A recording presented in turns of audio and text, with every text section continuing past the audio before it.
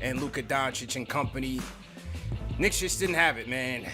RJ, Julius, ice cold tonight, and just set a bad tone overall. But second quarter, second unit came alive. Derrick Rose, IQ, Taj Gibson, and my man Obi was unlocked. Knicks would take an 11-point lead in that second quarter, but the starters would give it all right back into the second half. Just couldn't get it together, man. Like I said, Julius, RJ, and Derrick Rose combined 4 for 41 on the night. No ball movement. Shots just weren't falling. And after that, the defense just let go of the rope. But they were still the 3-point lead for most of that fourth, man. But they just could not climb back into this. And they would ultimately fall to the Mavericks. 99-86. Knicks put up a putrid 86 points. And that's all we have. Knicks Post-Game Live, #1 show for the fans, by the fans. CP, Ashley Moss, CK2K. #1 show for the fans, by the fans, presented by Manscaped. Man, where is the offense, people? Where is the offense? You know, when you're two-headed monster, when you're Batman and Robin just don't have it cooking, it's a tough game to win. And couple that with Derrick Rose, a guy that we also needed to perform well off the bench. We know that. Didn't have it going. We just didn't have any offense. There was no rhythm. It was all ISO. It was one-on-ones. Guys weren't confident in their shots. You saw RJ wasn't confident in his shots. Scared to go in on Porzingis. Julius didn't have it going from beginning to end. Thought he should have been passing it more, even though he finished with 11 assists. Ugly night. Just an absolute ugly night. Knicks fall to 24-25 in the campaign. CK, give me some thoughts, man. It started off good. Things looked positive to begin with, and then it just didn't. That's the only positive thoughts I got. Yeah. A game that everybody was excited for going into it. There was a lot of, back and forth talking about our starting point guard and stuff like that. But, it started off looking good. The bench unit came in doing what they normally do, playing great basketball, and we were playing fast. Obi Toppin was looking good, but then rotation just started to look a little shaky in the end of that second quarter, and we just never were able to recover from the rest of that game. We'll talk about the specifics with stats and whatnot, but 3-game losing streak. We are officially 0-3 without Mike Woodson. 3-game losing streak, a game we absolutely could have won. Dallas wasn't too sharp either. Let's be real. No. Dallas was not sharp. They were ripe for the taking. Knicks were all over them. That second unit was all over them in this game. They were not sharp, and we let them settle in. Ash, talk to me. How are you feeling? I'm not even gonna address the first half because in basketball, it's not how you start, it's how you finish. So I don't really care what happened in the first half. All I know is that we lost, and we lost on our own court. We lost in our own home. And here's my issue. 1 and 2, we lost to. Like, do you have no pride? Where's your sense of pride? You let the Mavs come into the Garden. They let you Porzingis get revenge. Porzingis come into the Garden, and you let them beat you? What happened? I said they let him get revenge. They let Porzingis get revenge. Where's your sense of pride? If you were going to win any game this season, it should have been this one. Yeah. You don't let the Mavericks. You have their draft pick. You have their pick, and you let them come in your home, and you make a fool of you. In the second half, you weren't contesting shots. You were giving them every open space possible in the Garden to go ahead and get comfortable, get their shots up. You weren't forcing turnovers. Defense was Swiss cheese. Tibbs' rotations were atrocious. RJ Barrett was missing. Yes, my 9 god was nowhere to be found. The general himself, Julius Randle, was MIA. We couldn't buy a shot. You couldn't hit the side of a bus. Everybody looked terrible today. Yeah. Everybody's responsible for this loss. Everybody is up for, a roasting session tonight because nobody did their job. Nobody did their job when it counted. Nobody did their job for entirety of the 4 quarters, which is what a basketball game is. It's a game of runs and it's a game of possessions. I don't care who did what in the first quarter and how it looked and how you were only down by 3 at the half. That doesn't matter because when you look at the wins and losses column, there's only one team going home with a win, and it's not the New York Knicks. You guys should be ashamed of yourself. Absolutely ashamed. Ugly game. Absolutely brutal game. You know, Burks had it going. Burks had it going. 20 points, 6 of 11 from the field. I didn't like the energy to start the game, man. I just did not like the energy to start the game. The ball movement was not crisp at all. And Tibbs, give credit. Yes, there was some lack of adjustments there. You wanted to see him go with the bench a little bit early in the second half, especially. But you had Burks and IQ close the first half. You had Rose and Burks closing the second half. There was no Peyton. Peyton got his 14 minutes. He did his typical Peyton, got you 1 assist, attacking the basket. Tibbs was looking for a point guard option. Rose had the ankle injury. He came back. I'm not sure if he was still bothered by that because there were some stretches in that second half where he quickly was dominating the ball a little bit. And, you know, Brunson was working him. And I was like, we need Rose to take control of this game with this unit. Quickly just doesn't have it as the floor general right now. But they kind of playing off ball a lot, especially in the fourth quarter, CK. I don't know what happened there, but all in all, we just did not have a capable playmaker. Despite Randall's 11 dimes, we just really did not have an effective playmaker on the floor all game.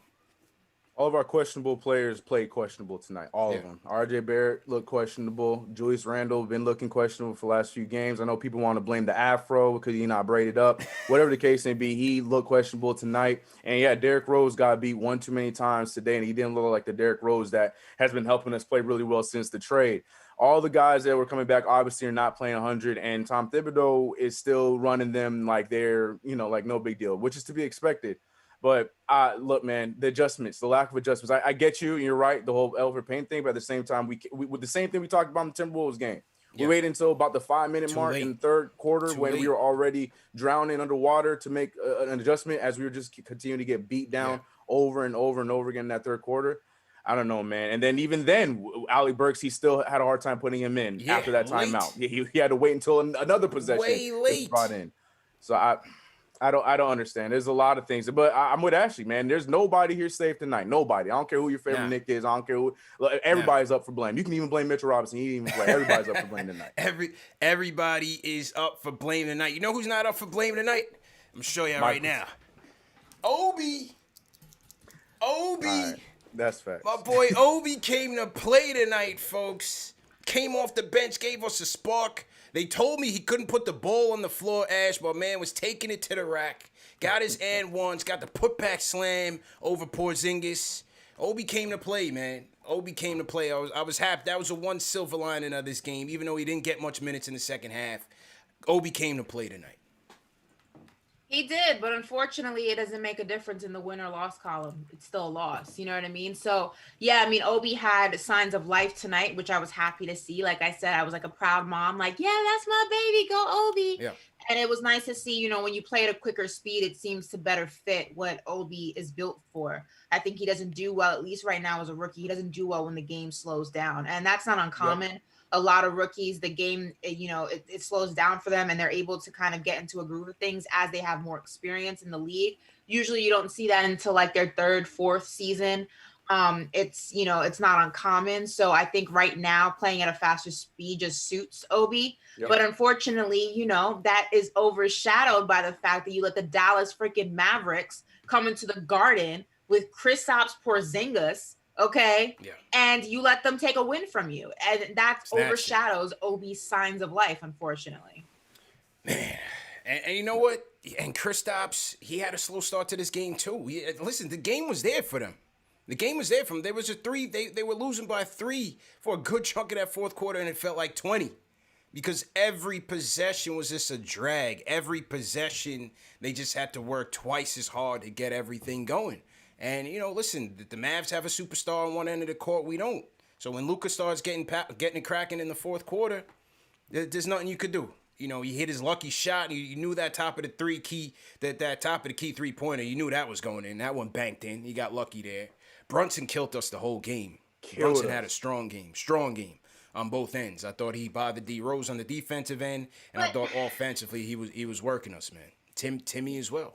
You know what though? That superstar excuse, and yes, Luka is a superstar in this league. He's gonna be a superstar in this league as for seasons to come. But that excuse, I'm not taking that excuse because I've seen this Knicks team go toe to toe with the Nets. I've seen them go toe to toe with the Bucks. I've seen them go toe to toe with the 76ers. I've seen them go toe to toe with teams that are a lot more solid than the Dallas Mavericks. Essentially, you're out there playing Luka because Porzingis is useless, if you ask me. He's useless. You're essentially out there playing Luka, and you have enough talent on the Knicks. Okay, you have a freaking all-star. You have a rising star in RJ Barrett on the floor. That game should not have looked the way it did because even with Luka playing well, even with Luka, being the superstar that he is, the Knicks were in that game and they were in it for the first half. They were even in it midway through the third quarter. They lost that game themselves. They took their foot off the gas. They forgot it was a 4-quarter game and not a first half game. This loss is on them. I'm not going to give the Mavericks credit for being no, but you have to though. Because the difference is they took it. They did fourth quarter. Luka took it. And when push comes to shove, having that superstar is the difference. When the team is overall not playing well. We've seen it time and time again where the Knicks are looking for answers in crunch time. Dallas can go to Luka Doncic and he could give you that miracle top of the 3 key that he gave you, that step back baseline jumper to seal the game. That would be fine. You know what? And I would agree with you there. I do agree with you there in halfway. But I've seen this team. We've all seen this team go toe-to-toe with teams that have a lot more superstars that you speak of on the floor. Right. No question. Than the Mavericks. No question. So there's no Tonight excuse. just wasn't our night, man. They didn't have it. If you can go toe-to-toe with the Nets, if you can go toe-to-toe with the 76ers, you don't let the Dallas Mavericks come into the Garden and take one from you. I'm not giving them. When you're 24 and 25, Ash, I'm not giving them that. I'm not giving them that. When you're 24 and 25, that's what happens. I'm not giving them that. That's the thing. You ain't got to give it to them because they took it. It's that simple. They took it. Exactly. But you know what? We let them take it because I've seen this team go toe to toe with a lot tougher opponents than the Dallas Mavericks. We let them take this one from us, and we let them take it on our own court, and that in itself is embarrassing. And this team should be ashamed of themselves. That was atrocious what we saw. 3-game losing streak. 3 down. Offense is averaging 94 points in the last 5, I believe. 94 points. Offense is struggling, man. Offense is struggling big time. I don't know what the answer is. I really don't. They don't either. Yeah. It looked like they don't. They're searching. They're searching. I don't know what we do. Do you go... You have a quick hook on Peyton, for sure. You try to get Burks in there as early as you can. Rose, I don't think is going to be starting at the 1. That option's not there. And what else can he do in the 5? The 5 is locked in. You're locked in at the 2. You're locked in at the 3, the 4. You're locked in at the 5. Yeah. What are the adjustments you can make? You got to go to the bench early. Thank you. I'm about to say the easiest adjustment is we need to get to our bench way sooner than the 5-minute mark in the second or the third quarter, or in the first and whatever. That's the part I don't understand, especially knowing all the players that we have that are battling some sort of injury. You cannot continue to beat them down in games like this, especially if they're not playing well. Like to Ashley's point, we know that we can compete because we've shown that we can play with depth. We have the depth. Like, I don't care whether you know who our 10th player is or not. We have the depth because we've shown that we can compete in situations like that, but we don't ever use it. And we saw in this game, the second unit can handle themselves. Like, don't be afraid to go to them when your starters aren't doing it. We're watching Julius Randle and RJ Barrett be scared. They were skittish the entire third quarter. Yeah. So you got to take him out. And even then he was still, especially after Obi having the first half that he had, he was still skeptical to take Julius out. Like, I don't understand why we don't go to them sooner. That is the part that just ultimately blows my mind. Especially I don't understand. When they gave you that spark, especially when that second unit gave you that spark in the second before quarter. It's too late. Yeah. Before it's too late, before they have the run that they have. You cut it out before they get to that point. Tom Thibodeau loves calling his timeouts. So cut it out. Cut it out and bring some energy in.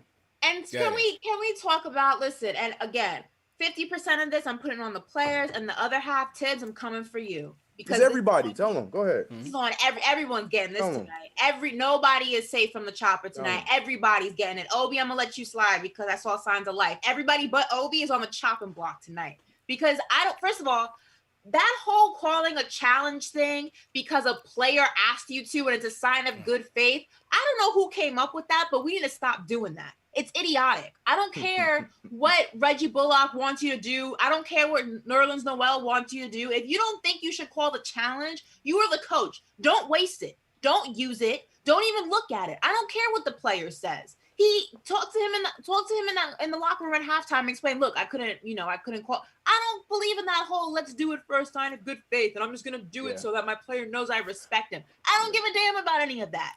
I don't care. When did we need the challenge though? Like, did we need it later on in the game? You don't know but you know what? That's the thing. You didn't know if you needed it. Yeah, it's a tough call. You don't know. You never know. That wasn't the play for it. It wasn't the play for it. I don't care what the player asks you to do, Tibbs. You're the coach. You're so stubborn all the time, but this is where you fold. Like he picks and chooses. Well, look, maybe he was trying to save a couple bullets for Noel. Who knows? I don't know what Tibbs is thinking there. They did win the challenge. Dallas ended up losing that possession there. They got the tip.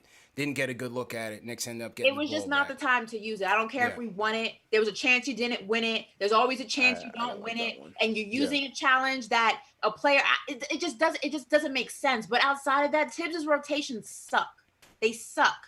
They're terrible. They are terrible. I don't know what else to do. I don't know who needs to talk to him. I don't know what needs to be said to him. I don't know if he needs an intervention. I don't know what's going on. But his rotations suck. They suck. Listen, you're right. I don't know. I don't know where we go because, like I said, it's really at the one. Really, what you hoping is that Rose came through. He didn't come through for you tonight. I don't know if it was the ankle.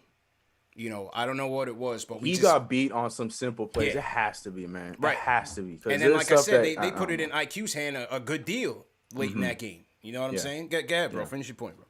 No, I was just adding on to you because I just feel like it had to be because there's some plays there that he was getting beat on that, and Derrick Rose is not the greatest defender, but like you said, man, and the ball wasn't in his hands the majority of the time when he was out there with IQ, which I feel like is what helped IQ is when D Rose is the one that's controlling the ball a little bit more, getting IQ the shot. But these guys came in, they bought into the hype, and I respect them for it as as a fan watching the team, but. These guys weren't ready to come back. Rose is not ready to come back. RJ probably shouldn't have played tonight. It's just the questionable guys look questionable tonight. I don't know. It's hard for me to put that all on Jalen Brunson as talented as he is. In all due respect, I love Jalen Brunson's game, but there was some situations out there where Derrick Rose looked really slow. Yeah, really that's what I'm saying. Rose is coming off a couple of issues though. Right, he has COVID and that's the what I'm ankle. saying. That's what I'm saying. He wasn't ready. I'm not sure. I don't know. He just wasn't there tonight. Like I said, 4 for 41. Between RJ, Rose, and Julius. I thought RJ, he didn't have confidence in the shots, and he was passing up a lot of them in the second half because he was missing in the first. I thought Porzingis was intimidating these guys a lot in terms of just keeping these guys out of the paint. And so, RJ was a bit timid to drive. Julius was living out on the perimeter a lot. Wanted to see him passing that ball. He was forcing a little bit too much. Didn't have it going. It's an ugly night, man. Ugly night. Like I said, you got 20 points off the bench from Burks. And that was pretty much it. Taj gave you a defensive effort in the first half, not so much in the second. And then in the fourth, when they brought Doncic back in the fourth, and we had our all-second unit in there, as IQ was kind of getting overmatched, I was looking for them to go to Bullock there. To put him on Doncic because we really didn't have any sort of defensive option. Like Burks tries, he does his best, but I was looking for Bullock. If you didn't want to go Bullock, maybe even throw Frank out there. I don't know, but we needed some stronger. We needed some stronger one-on-one defenders out there to try to slow Luka down in that fourth, just to give us a chance to get back in the game. You can't really have your whole second unit out there against him. Because he's gonna hurt you. He's going to hurt you, man. So. And Randall obviously does not look like himself. Yeah. Last 3 games. Yeah. Does not look like himself. And we have to play tomorrow. I mean. Watch a lot of names not going to play tomorrow. I'm telling you, a lot of names ain't going to be in tomorrow's game. Yeah. I would not be surprised. And this is one of the things I'm always afraid of, not just with the Knicks, but this is how I look at it with all players and across the board, across the league, is you always worry about this time of year, this April, May window, because guys who start off really, really hot, you tend to take advantage of that hot hand, if you will. You know, you're running them into the ground, constantly using them. And then after that All-Star break, when the window starts to get a lot tighter, and you really start narrowing in and focusing in on the playoffs and where you're going to fall within that seeding, you start to see that some of the guys that were just consistently going like a well-oiled machine, they start to get tired. They start to run out of gas. And it's a case of running out of gas at the wrong time. And I think that's why you look at some teams, you know, that necessarily didn't start off the hottest, or they were constantly up and down and things like that. And you look at them and now they're starting to gel. Now they're starting to look really good. And it's all about basketball. Is just one of the things about them is just really about when you get hot and getting hot at the right time. And sometimes, you know, things like this, injuries and other situations, it just gets the best of you at the wrong period in time. And I'm hoping that's not the case with us. It's not looking so good right now. March was not kind to us. Yeah, in a drought, no doubt. Like I said, averaging 94 in their last 5 or so. So it hasn't been great. Has not been great. Salute to everybody in the chat once again. Hit that thumbs up button for your squad. Let's salute to Super Chat. Steve Verner says Tibbs is so fixated on winning, he's willing to burn the starters to the ground. Once again, Randall was terrible. He played the whole third and a majority of the fourth on a back-to-back tomorrow. My guy Chris Shammer says, CP, I blame us for not being there to call the win this time. Well, it would have been good if we had a Mook. If we had Mook in there, it would have been good, man. Needed a score, needed a bucket. So, yeah, you know, wasn't like last year for sure. You know, definitely had a better time last year, but tough one, man. Absolutely brutal loss once again. Let me go back to the Super Chats. Salute to everybody in the chat once again. Let me scroll up. Chat is going crazy right now. I might have to turn on the slow-mo mode. What are they paying Mike Woodson? Can we collectively double that as a fan base? As soon as Woodson left, everything went south. Man, Woody effect is real, y'all. Everybody just put $50, $100 in the pot collectively as a franchise. We should be able to get him back. Last coach to get us to the playoffs, Mike Woodson. Mike Woodson comes back. We have a nice start to the season. He leaves 0-3. It's not a coincidence. That man. Every Knicks fan puts $100. We can get him back.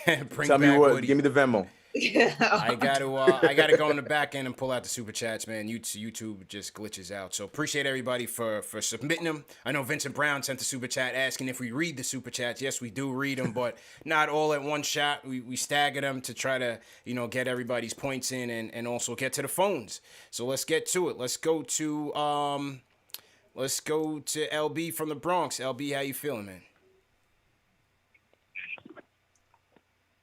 CP, what's going on, man? How you feeling? Again, I'm feeling like Tibbs. I'm feeling like this is the third game in a row that Tibbs cost us, bro. It's like I don't know what he's doing. Like, you clearly seen in the second quarter, the second unit was cooking. They got us a good 13-point lead. Yeah. They got us like a 13-point lead. Yeah. And they made one mistake. They gave up a 3. They got it down to 10, and immediately he panics, takes them out, put the bench in. The starters immediately come in and give up the whole lead. Immediately. Next thing you know, we go into the halftime down by 3, and I'm sitting here just thinking like we were just up by 10. Let the starters. Let the bench play. They're playing well. Let them. That's. I feel like that's his downfall. Yep. Like I watch Pop, one of the best coaches ever. I see him, Tim Duncan, all of them. Yep, he'll scrap the whole starting 5. All of them. Facts. You take all of them out. That's the difference between a great coach and a good coach. Tibbs, he's too stuck on what he's stuck on, and it's like he's helping us, but he's killing us at the same time. And imagine, my last thing I want to say.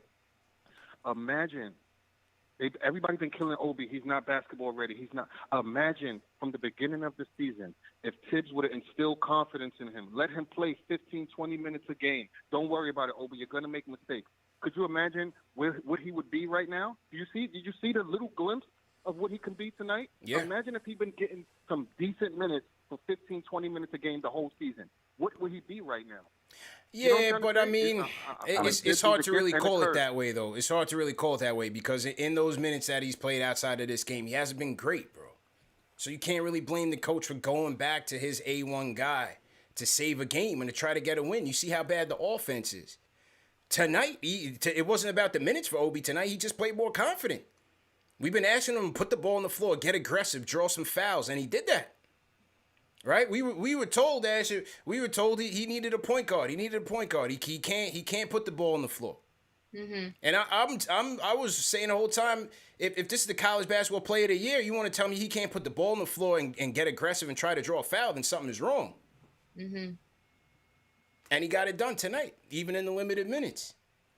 I do, though, agree with him, and this is something that I've been critical. I think many people have been critical about Tibbs' stubbornness in the sense that he just tries to force his rotation, his game plan down your throat every single game. And I know everybody here are Heat haters, but one thing that I can appreciate about the Miami Heat is the first team that comes to mind, just because I've been up close and personal with them over 2 years, is that Coach Spo is great at changing his game plan when he has to. You've even seen it in games that we've played them. He will go in there with a particular game plan in mind. And as the game progresses and as it moves, because again, basketball is a game of runs and possessions. And sometimes the runs don't fit your game plan. Sometimes the possessions don't fit your game plan. So any good coach looks at that and says, you know what? Throwing that out, this doesn't work. These are the adjustments that we're going to make. But Tibbs looks at it and sees what's happening on the court unfold in front of his eyes, and still would rather take the A game plan that was going to work if the game didn't look the way it looks now, and still tries to use it. There's no correlation between what's happening on the court and what adjustments he makes. It's almost like the game's not happening in real time for him. It's almost like he's watching film, and that's what he's using to develop his plays, and he could give a damn about what's happening in real time. And I just don't understand the logic. It doesn't make any sense to me. TK, weigh in, bro. Well, I was gonna touch on the Obi comment. I just feel like I feel like we've been playing Obi around that 15 minutes, maybe not the 20 minutes, but we've been playing 15 minutes. And I'm with you that, you know, some games he had it, some games he didn't. But at the same time, what we're not talking about is we were playing faster this game, at least in the positions that he was in, and that has been Obi's game, and that has been where Obi's able to shine. And we saw Obi be able to put the ball on the floor. So I think both of you guys are right. I think it's a bit of both. I still do believe Obi needs that point guard, but I think the biggest thing is we need to play fast, and we capitalize on that because defense turned into our offense in that second quarter where we saw Obi just go off, because the majority of those plays we were running downhill, and then when he did get the ball, he was coming off and going downhill, getting that and one. You know, the tip back dunk was, you know, all of them were going downhill, and that's just Obi's bread and butter. So when we're playing the half court, and what did the callers say on Wednesday? We playing that half court walking up the ball offense. Obi's trying to figure that out as his time in the NBA goes. So I just feel like this was just more catered to him in that spurt, which is why he played really well in those 4 minutes. And I would have went back to him tonight, especially with Easily. Julius didn't have it cooking. That's what I'm saying. You know, people in the chat were saying that I was saying that Tibbs went to Julius tonight because Obi didn't have it go. Nah, I'm talking about previous nights. Obi earned his minutes tonight. I thought he should have played more in the second half. But that even goes back to what I was saying in the beginning, is you look at any of the great coaches, whether past, present, current, you look at Spo, you look at Pop, you look at all the coaches that you consider these top tier coaches in the NBA. Any good coach doesn't just have plan A or plan B. They have A, B, C, D, E. Tibbs comes in with plan A, and if plan A doesn't work, oh well, we gonna make it work. You can't win basketball games like this. Plan A is not always going to work. Most of the time, and as the season progresses, when there's tape on your guys, when there's tape on your plays, when there's tape on your game plan, plan A is irrelevant midway through the season. You can't continue to lead with that. You have to have something to keep them guessing. Too many times this team is too predictable. The game plan is already invalid the minute you step on the court. They have your number, and Tibbs does absolutely nothing to keep defenses and to keep the other team guessing on what we're going to do. It is too predictable. The lineups are too predictable. The plays are too predictable. Who's going to have the ball in their hand to take the final shot is too predictable. it's not going to work for the longevity of what this team is trying to become. You can't become a winning basketball team. You can't become a championship winning team being predictable. That's not how it works. Let me get back to the phones. Let me go to LB. Let's get to Marquise from the Bronx. What's going on, bro? Yo, bro, just to go off what Ash said, the Knicks are way too predictable. Obi came in and he was putting up numbers. We should have kept Obi in the game. I don't care if Randall is your guy. Obi has to play. And just how we all fighting for give Knox a chance, which Knox still haven't got the right chance, give Obi more minutes. Because nobody knows what he could have done with the minutes you give him. He gave me 9 solid points. Come on, now you have to play him, especially when Randall don't have it in the fourth. Oh, and just for this not to go unrecognized, Taj Gibson is a bright spot with Mitch going down.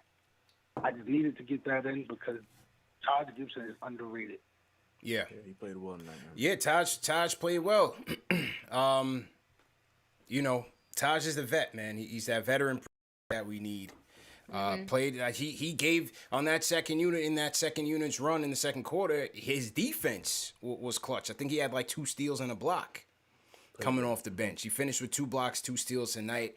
I think Tibbs went with Taj to close it because he felt like he could probably do better on the switches, on the pick and rolls if he needed to than Noel. I'm just guessing. I don't know if it was an injury sort of thing with Noel or what, but Taj once again finished this game, logged 26 minutes tonight.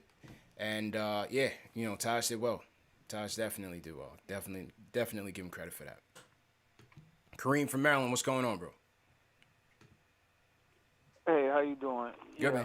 My comment is, I wanted to talk about Tibbs and his defense. I understand he's geared more towards stopping drives and, scoring in the paint, but it seemed like we give up way too many threes. It's like I want to know why he don't change, and guard more at the three-point line, especially since it's a three-point shooting league. Because it seems like we lose leads and, it's tough for us to catch up, especially because, we pretty much give up threes and I would think that he would, defend the three-point line more so. And my last point real quick is I just want to say I think it's going to be tough for us to make the playoffs with Randall and RJ leading us for the simple fact that they're not consistent scorers. Yeah. I'm hopeful that we make the playoffs, but I just think that Tiz just needs to make some changes. I just want to get y'all thoughts on in regards to the defense. You know some of the teams that give up the most threes in the league, bro? My call. You know some of the teams that give up the most threes in the league?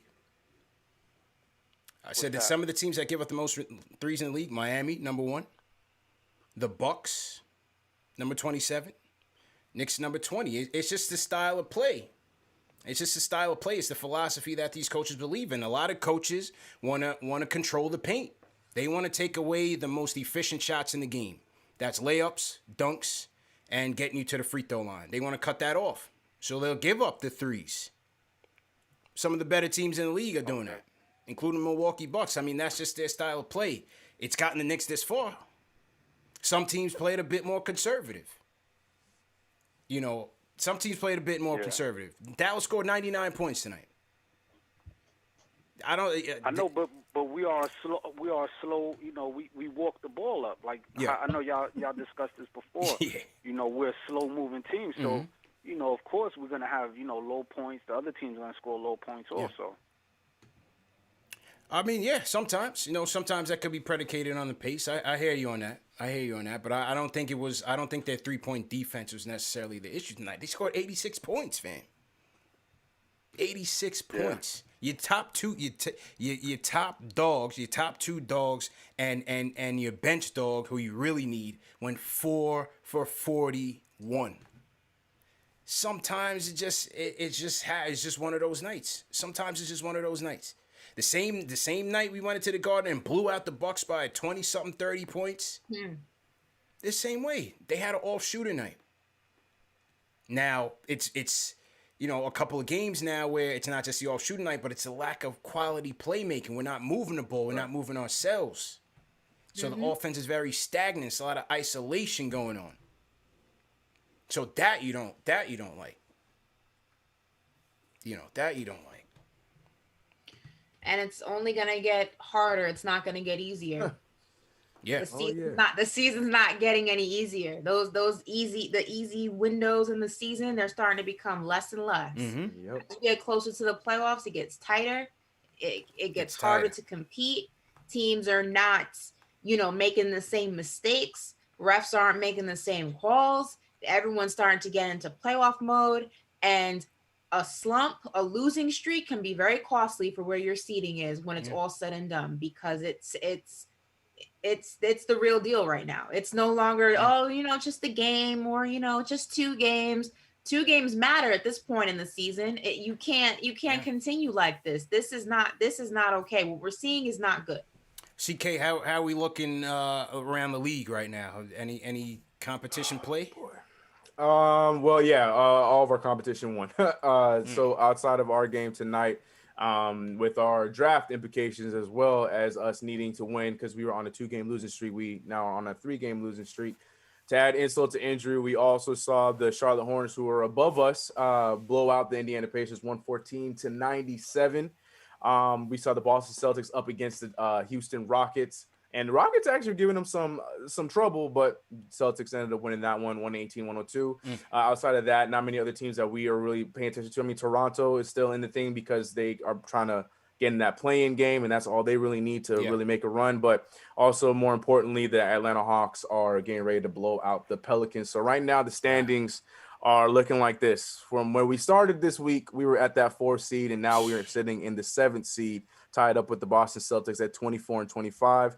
And like I mentioned, the Hawks are about to win their game, so they're about to be 25-24, and they're going to be on a 3-way tie with the Charlotte Hornets, Miami Heat, and Atlanta Hawks. So it's not over, but it's like Ashley said, it ain't going to get much easier. When you lose against the Timberwolves and we lose against the Mavericks at home, it's not going to get much easier. So we got to pick it up if we really think we're going to make that the postseason.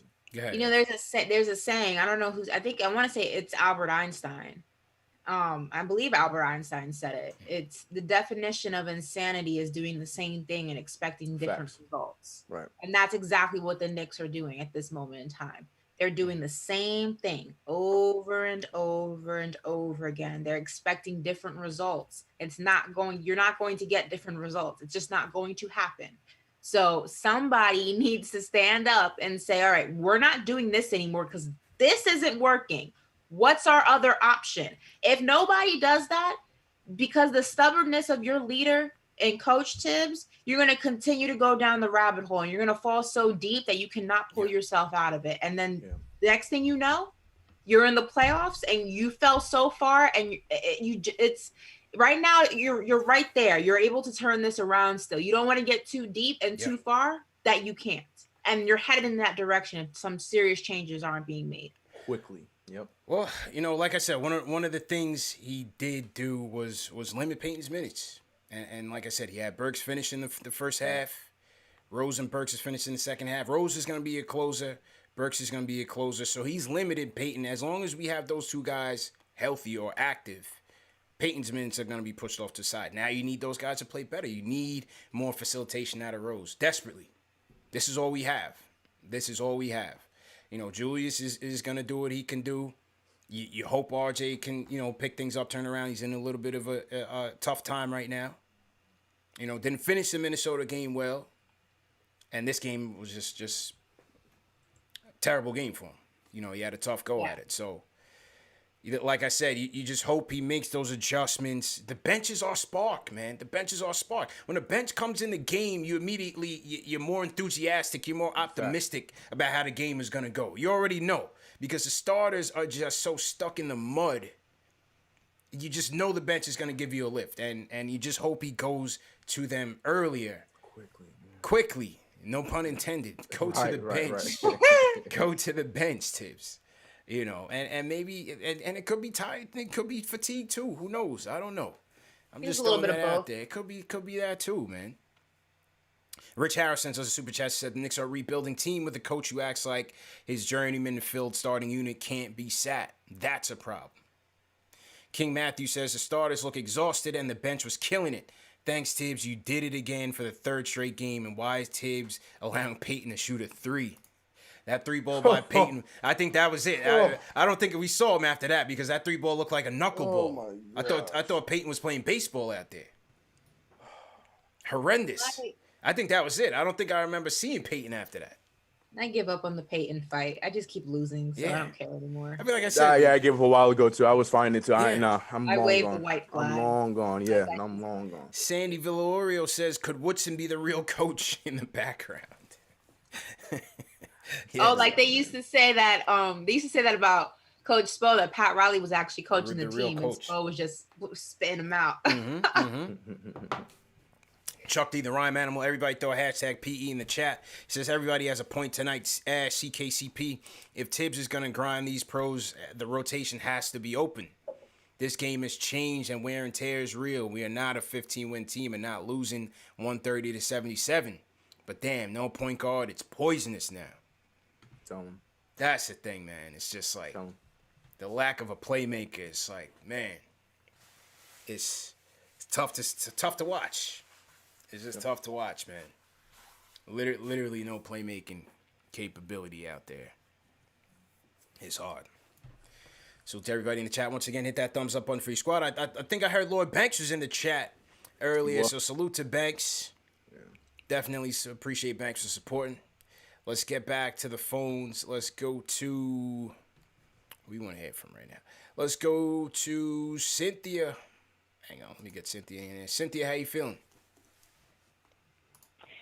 Not so great. Yeah. I'm like with all you guys. Yeah. You know, Cynthia, man. Everybody made great points, but let me tell you, I seriously put this on Tibbs. I'm just so tired of him. And Ash was 100%.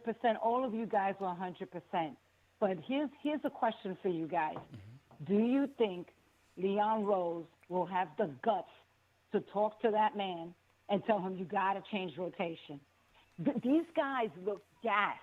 Like, you know, you let Julius sit down. You know, he said at the beginning, whoever's hot, you know, will play. And if you're not, you're going to sit. Well, I'm still waiting for that philosophy to come to life because he plays. I'm shocked that he sat Peyton down after a while.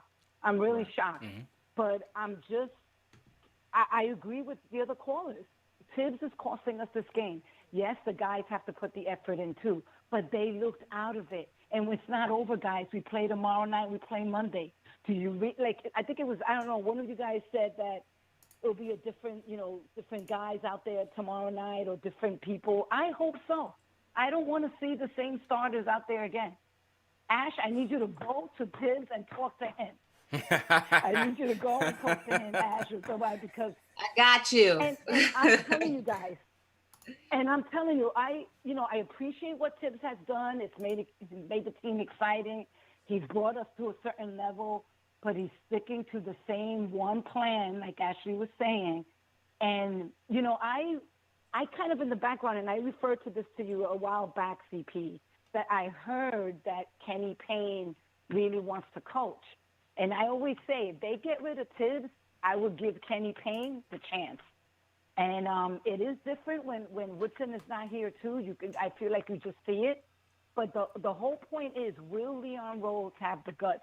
I'm up for, like, hey, somebody get in talk with Jeff Van Gundy and tell him to talk to his boy. I tell him to change the rotation. He ain't doing it. They ain't got. Listen, Tibbs, from what the coach said, he has his analytical guys that are, you know, controlling the minutes. They're gonna take it as a team and regroup on things. We'll see. We'll see. Supposedly he said he was gonna look at things from an analytics point of view before he makes adjustments. How long does it take you to do that? Who knows, man?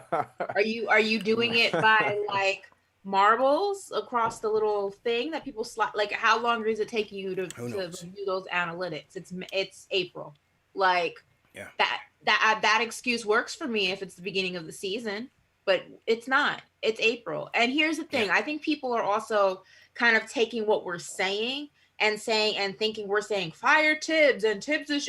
No one's saying that. I'm 100%. I'm going on the record and saying this. I don't think that we would be where we are if we did not have Coach Tibbs. I think he has done tremendous in various areas of our game. I think he has turned this into a team. I think this he has turned this into a defensive unit. I think he's gotten into the mindset of a lot of these guys and made them believe that they are capable of winning the games, even when they think that they can't, or the media thinks that they can't.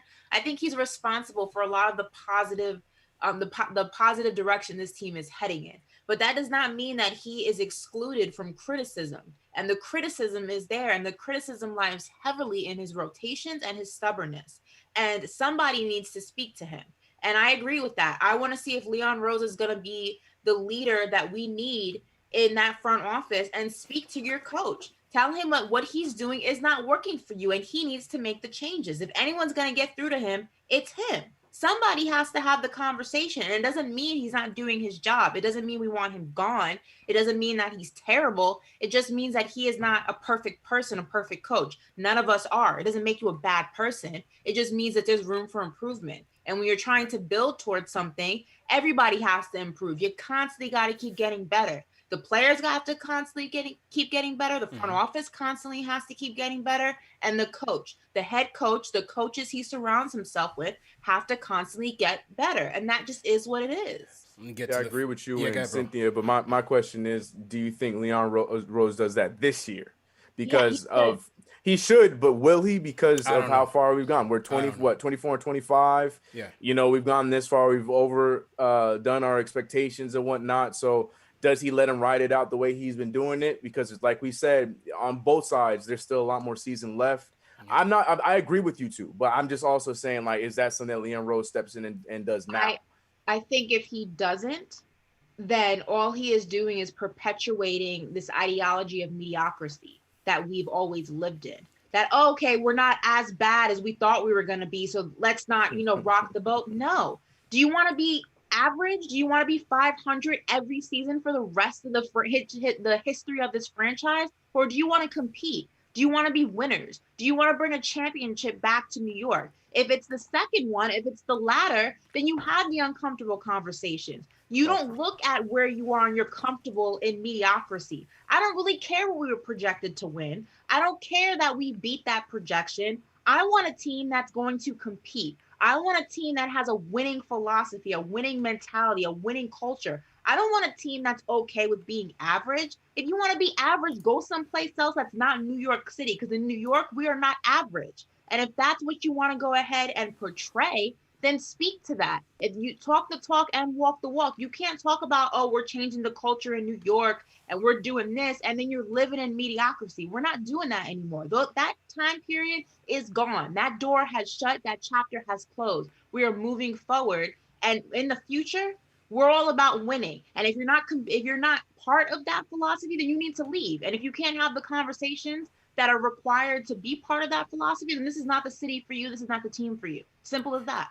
Let's get back to the phone. CP the artist, what's going on, bro?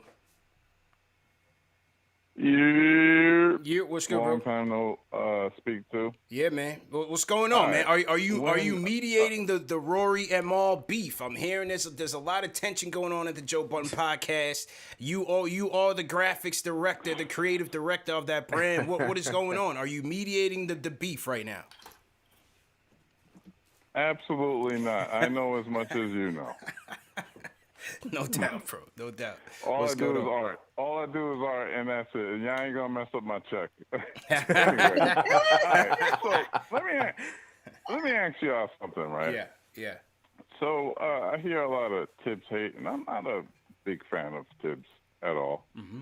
But when your two best players go 8 for 31, how is that a coaching problem when you're supposed to keep your best players on the court as possible to get them into a rhythm? I understand that we kill Tibbs for so many things, but what about this Leon Rose? Leon Rose did absolutely nothing. What did you want him to do? Improve. I wanted him to make a trade. For who? I wanted him to use the capital that we have with some inspiring contracts or picks to improve the team, because we're not a flawless team, guys. Of course not. We were just Go ahead. Finish. No, go ahead. Finish your point. I feel like we needed something to help RJ and Randall during the trade deadline, just to solidify this quote unquote playoff run. Because if we're not doing aggressive movement in during the trade deadline, then we're just basically doing a soft tank. And I just want to know your opinion about Did you want? Let's think about the guys that got traded, right? Did you want? Was it Aaron Gordon? Did you want Aaron Gordon at the 3? Aaron Gordon went to Denver. Did you want Aaron Gordon? Gordon? Better than. I would take Aaron Gordon. How about Lonzo? I heard the Pelicans wanted 2 firsts for Lonzo. Would you have paid that? No, I wouldn't have paid that. He would. You would, or you wouldn't? He wouldn't have. He wouldn't have. Oh, he wouldn't have. Okay. No, not 2 if he's just going to come here. Yeah, exactly. If he's just going to come here in the offseason, I wouldn't have paid that. But are we having too high expectations for this team? If we didn't do anything, you know what, bro? Like I said, the whole trade deadline situation. I didn't expect them to make any catastrophic, monumental moves. I just didn't feel like they were gonna do that to move this team up a couple wins here and there or lock in a playoffs. I didn't think they were gonna do that. I just didn't see that they were gonna. Not this year. I thought they were gonna mainly go in with what they had. If there was a cheap deal out there for them to make, they would have done it. But I didn't think they were going to go out there and spend capital just to move this team up a couple slots. I didn't see it. And they weren't going to make the blockbuster to bring in the superstar either. So this is what we have. Mm-hmm. So, Asher CK, let me get one of your takes on it. I got to charge up my computer. I'm going to throw the screen throw the camera on. Like I said, I don't think we should have sold or bought in too high in this trade deadline. So I hear him, because it would have been nice to pick up some kind of help for this bench, because let's be real with the injuries, like everything we've been talking about tonight, we're talking about our best players being gassed out, so we need the help. But at the same time, at what cost would it have made sense to make that cost or pay that cost to get some of these guys, the Aaron Gordons, the Evan Fourniers? Like, I know it turned into 2 draft picks, but who's to say that was going to be the cost for us? Like, that might have been their cost, but knowing that we're the Knicks, the Magic might have said, well, how about you give us some more something? You know what I mean? It's different for every team. That's just an unfortunate situation when it comes from GM to GM or whoever it is talking to each other. So for what we did, I was okay with it.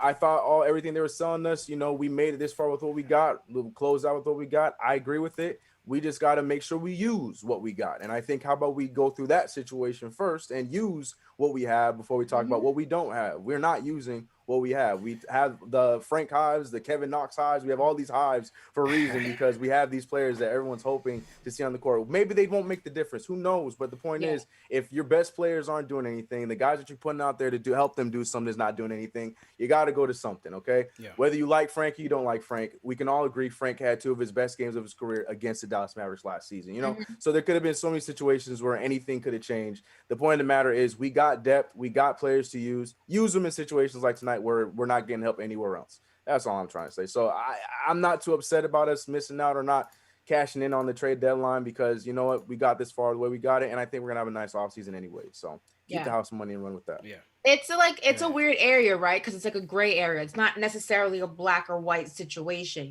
On one side, we're doing much better than expectations, but that doesn't mean that you live in mediocrity. The familiarity breeds content, right? You don't ever want to get content. That's not how you win things. But also on the other side of the spectrum, we're not in a position where we're going to win a championship. You know what I mean? You're not in the position where you're going to the conference finals. So you don't need to make the same drastic moves that other teams in the league need to make, because that is where their trajectory is right now in present day. The Knicks are in this weird gray area where you don't, like I said, you don't want to get comfortable just being average. And just because we're exceeding expectations doesn't mean that you're comfortable staying there, and you don't make any, you don't rock the boat. You don't have those conversations that may be uncomfortable, but also you don't make any drastic, stupid, unnecessary moves in the off season or during the trade, before the trade deadline hit. You don't do any of that because it's unnecessary. It's a very gray area. Let me hit that reset real quick. Salute to everybody in the chat. Once again, hit that thumbs up on Free Squad. CP, Ashley Moss, CK2K in the building. Number one show for the fans, by the fans. We got over 1,000 people in here on the chat, on the check-in with us. Definitely appreciate it. Salute to all our Facebook family as well. Remember, these shows are available in audio podcast format, Apple Podcasts, Spotify, Google Podcasts, all the major ones on the KnicksFanTV, so you don't have to miss it. Even if you miss it live on video, we are always there. So make sure you guys are subscribing, hit that thumbs up, share these videos. Very important to do so as well. I had a slight system issue. I'm not sure what's going on with my battery power, so I should be back. Right. If we cut out and hit the matrix real quick, you've been warned. We definitely appreciate it. Appreciate all the support, but just having something going on with my battery for my system. So hopefully we should be good to go. Couple super chats came in. Paul Robinson says, if we give up the Peyton fight, no play-in for us. ACL 13 says Rose and Gibson need to start the next few games if healthy. For Tibbs to watch Peyton throughout the season and still give him starts is blasphemy. Well, I'm good with Noel. I think Noel still does his job. I like Noel's minutes and I like Taj's minutes. You got to go easy, man. Taj is an OG, man. You don't want to burn him out there. You know what I'm saying?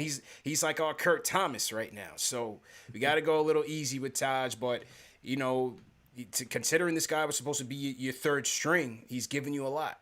And he's given us exactly what I thought he would. And this is why I wanted Taj here, because I just knew he would give us that spark on this team. So Taj has been playing well. And then with the Rose thing, I just don't think, from the conditioning and the health, I think if he could give you starters minutes, he'd be starting by now. Right. Because like I said, Tibbs, does not want to go to Peyton necessarily. And as you see with Burks moving in, getting some opportunities at the one, and Rose, Tibbs does not want to play Peyton as much. He's definitely not closing with him. But it's just that I don't think Rose is going to start. I think Tibbs is trying to pace him to run with that second unit and to close the game. Yeah. So I mean, it makes sense. Yeah. It makes sense. I don't hate it. And also, I think I said it's familiarity breeds contempt. Contempt. Yeah. Contempt. Yeah. Sorry. Thank you in the chat who corrected me. I think I said content. Yeah. Is contempt. Well, you still rolling with the scorpion and the frog. So a little trip up, you good, man. Just a little, right? A little glitch. I'm like terrible at getting like these sayings right. I swear, it's like Brooklyn-isms. Yeah. the intent there's, is there. There's a right way and there's the New York way. Yeah. But I mean, I'm not mad at the decisions with D Rose. I'm just kind of is what it is. D Rose had a specific spot, a position to fill, a job to fill when he joined this team. So I'm not. True story. Shout out King Matthews. He says Miss Wolf is right. Leon Rose better demand to Tibbs to change your ways unless he's scared. This is game 49 that needs to be changed. FYI, the first unit. Again, it's either you starting Burks or you starting Rose. That's it. There's no imaginary player off the bench that's going to come in and save us. You either starting Burks or you're starting Derrick Rose. And I truly believe there's a reason why I think he wants to keep Rose within a certain minutes. Again, 25 minutes tonight. He's hovering around that 23, 25 range. It's never hit. I don't think it's ever hit 30 since he's been here. I don't think so. I got to check those 3 games where he started in place of Peyton. But it was the same thing in Detroit. Yeah. The Detroit coach, his name always slips my mind. He was a coach of the year with the Raptors. I keep forgetting his name. Oh, Dwayne Casey. Yeah. He put Rose on a minutes restriction as well. So I don't know. But it's either you starting Burks or you starting Rose. So certainly option. For Peyton on the bench, CP. That's it. I don't want him walking up and down the court with Obi and right. quickly and right. So then you're kind of impacting that second unit because now I like taking the ball out of Quickly's hands, man. I think he's regressed in trying to be a floor general. We need him to score. The offense is putrid. The 3-point offense is putrid. I need Quickly off ball, lighten it up. I need Rose to get on the ball. I need Burks to get on the ball. That's the problem. I agree. I agree, but like I said, as long as we get a brisk jog out of for Payne, I'm with you on that. It's just I can't with the walking up, man. It really irritates me, bro. He's not pushing the pace, and he's damn sure not passing it. Man. He's not pushing the pace, damn sure not passing it. Yeah, I agree though. I agree. Salute to Into the Knicks first. My guy Into the Knicks first. He's an LA Knicks fan. CK. He says this was a loss we feared. 2 questions now. There's hope. They've turned it around before. In a tough stretch, man. They are in a tough stretch. So, like I said, tomorrow, pivotal. Do not let Detroit and Dennis Smith Jr. and them get a win. And then you got Brooklyn Monday. Then you got Boston. Then you got Boston Wednesday. So, Brooklyn. These are the games. He not even playing, bro. He hurt. Oh, he's not playing. Okay, yeah, it was kind of quiet. I heard, but Josh Jackson, I heard, is picking it up. Who knows? Who knows? They're playing well right now. That Timberwolves game was supposed to be a gimme too, so you can't put nothing past these guys, man. I was gonna say, what do you mean after Wednesday, man? Look, there's no gimme game for us. Nothing is a gimme. I'm at the edge of my seat tomorrow. There's no gimme game for us, man. I'm we don't at the deserve edge of my no seat gimme tomorrow. games. Yeah, Right. let's go to ATL Rock. What's going on, bro?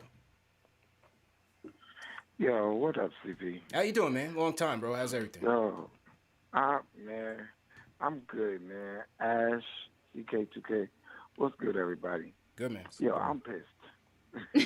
I'm pissed, man. I'm like, yo, when they did the interview with Tibbs in the middle of the summer before we hired him, this dude said he has learned from his mistakes. He said he progressed. He's been around the league, looking at different coaches, but he's doing the exact same thing. He's running the starters, and just like Ashley said, he makes no adjustment the whole third quarter. Obi balled out in that second quarter. When they were on the road, you took them out. You bring in the starters, we lose the lead. And then in the whole third quarter, he watches the lead, and then you come back in the fourth quarter with the bench. Why bring them in now? Yeah. You should have let the starters rock and then bring the bench back in to finish. My thing is, this dude does not make any adjustments, just like I should say.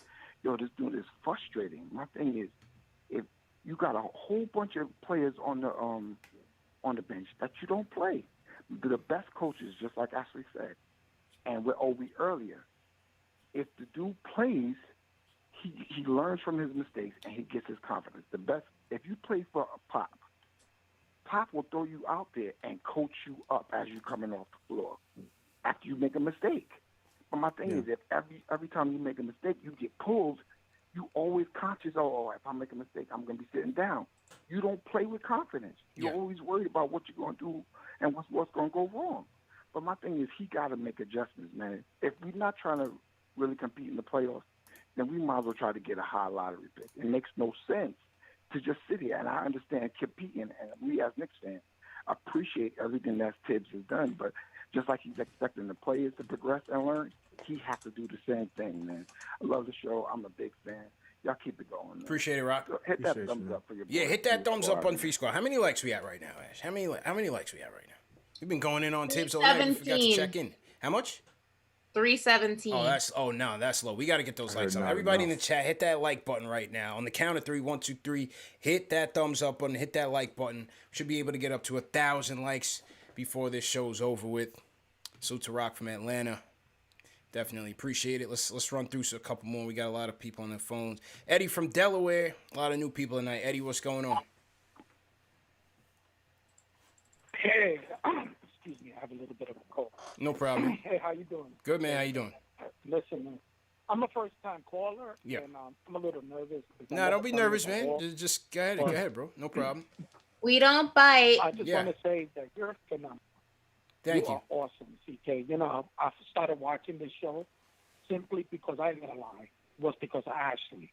You know, when I was growing up, people always asked me, "What kind of woman do you always wanted to have?" Or pretty much like, what would she be? And Ashley is exactly the kind of woman I always felt of all my life. Not to butter her off or anything. I'm just saying she's always been that kind of person that I wanted. But anyway, getting back, that's why I got into the show. And then after listening to you guys, thanks. I really got into it. And I said, wow, these guys are really cool. My respect. I mean, I hope it continue and I hope it grows. And show, for real, you people are awesome, all three of you. Thanks. Now, appreciate you. I guess. This goes beyond tips. Yeah. This goes beyond, oh my God, I don't even know where to begin. In our lifetime, as a Knicks fan, because I think I was a Knicks fan when I was in diapers. But what is happening here? It's many things. Everyone's to blame. First of all, from the top. And let me tell you, I think, in my opinion, only been 3 great coaches in Knicks history.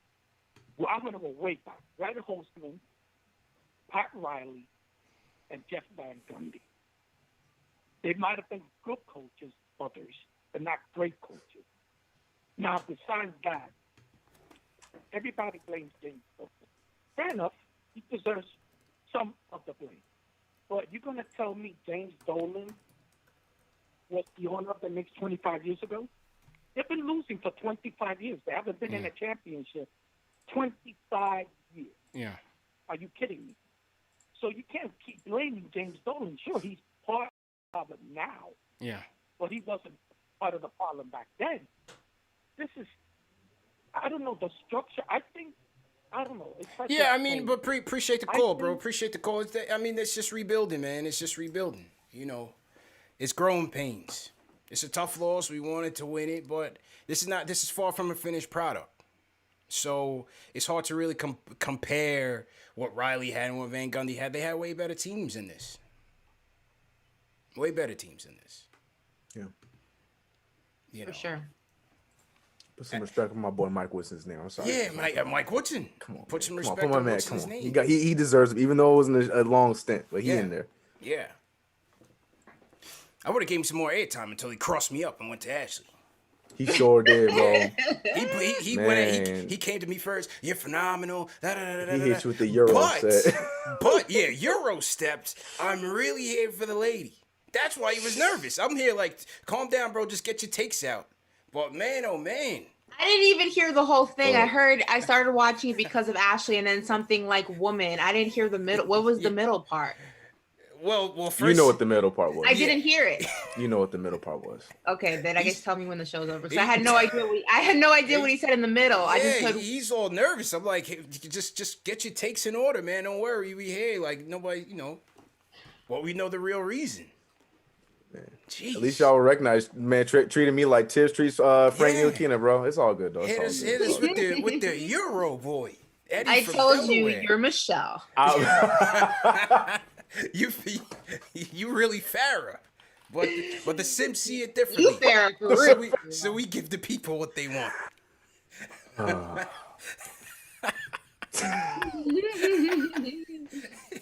Yeah, you know what? I'm going to my man right now. Angel, what's good, bro? Talk to me, man. How you feeling, bro?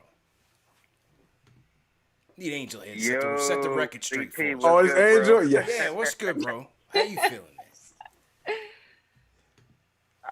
Oh, man. First things first, you know what I mean? I got to say what's up to my boy CK. 2K, what's good, bro? Smooth! My girl. My girl Ashley, is good to see. I hope you're feeling better. I am. Thank you. And it's good to see you. All right, that's what I like to hear. First thing first, man, hit that thumbs up for your boys, man. I need to stop playing. This is the best show on TV.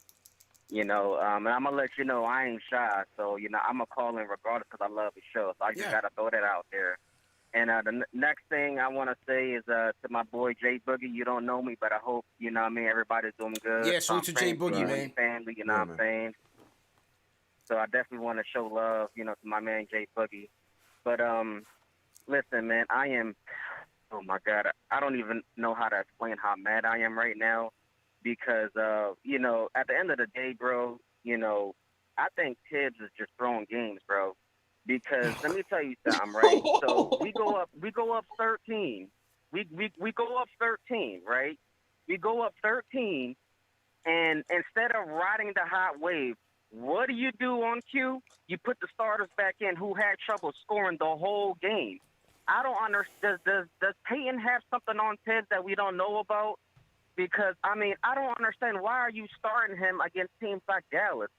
When you start playing these playoff teams, you got to have a point guard that not only could score, but can make players better around him. I get it. He's a good defensive player. But, bro, once he did that air ball, I threw my shoe at the TV. I'm like, bro, what are you doing? And when it comes to Tibbs' rotation, you know, I just want to melt some butter and smack him in the back of his neck. Like, bro, what are you doing? It's almost like, you know, he has the hot hand, and then he says, you know what? I don't want to beat you with the hot hand. I want to use the players who ain't been doing nothing the whole game to try to beat you. Like, I don't understand what's going on, bro. So, you know, I'm just so fed up with his rotation, and I'm a huge Obi fan, right? Mm-hmm. But Obi had more baskets than Derrick Rose, Quickly, and RJ. Yeah, Obi had it going. You feel me? Right. So, you know, and granted, you know, he hasn't played good all year, and I'm the first one to tell you.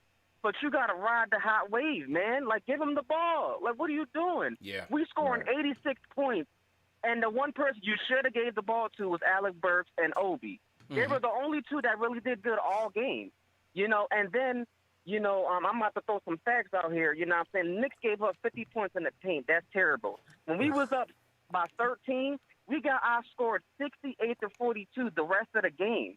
We scored 40 points in the second half. Yeah. Bro, like, what are you doing? And why, like, what has Peyton done for you that Frank can't do? And I'm not the biggest Frank Ntilikina fan. But that's what I said. You can't tell me Frank wouldn't have did better than having one assist. Yeah. You know what I'm saying? Like Peyton had one assist the whole game. He's not even trying to pass the ball. And why not put Kevin Knox in there? If you have a problem scoring, you got to have shooters on the court. You know, and when you start playing this playoff team, you can't be walking the ball up the court like you're dinosaurs, bro. Like, you got to score. True story. Get some easy Angel baskets. spitting facts Run the floor. I'm saying. Yeah. Yeah. You know, and you know, last but not least, you know what I mean? You know, my mom, you know, she wanted me to say hello to you guys. She was about to get surgery. Oh, how's she doing, man? You know, so she definitely wanted me to.